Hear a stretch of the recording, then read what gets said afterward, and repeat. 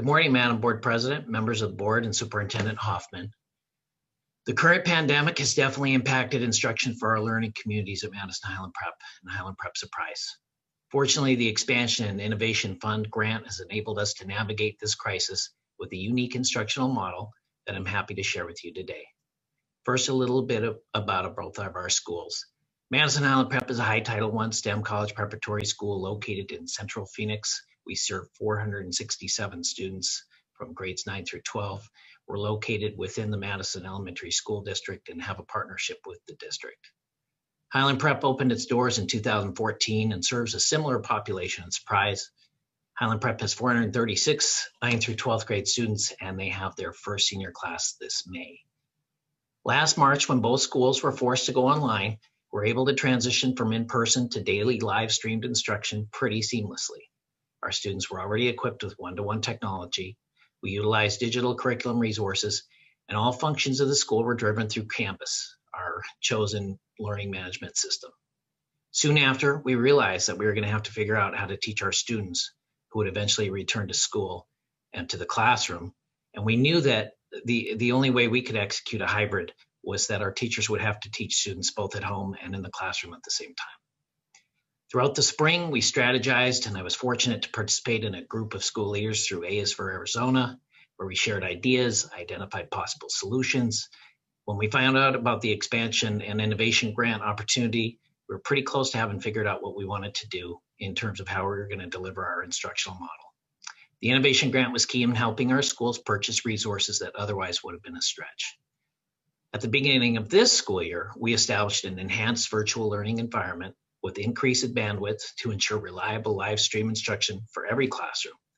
We had a new virtual server to ensure predictable software access for our school's diverse STEM curriculum.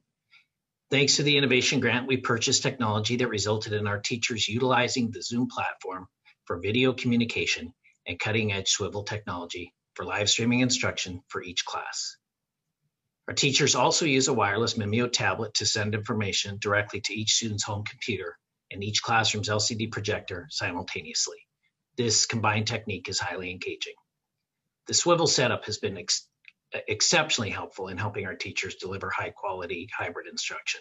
For anyone not familiar with the technology, the swivel CX robot rotates to follow the teacher wherever the teacher goes, up and down, left and right.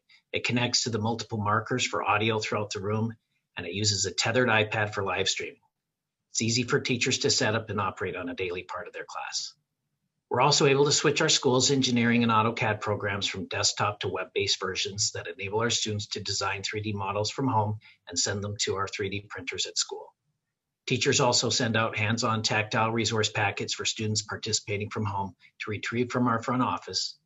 This may include VEX robotic parts, balsa wood for engineering and architecture, graphs, and art supplies.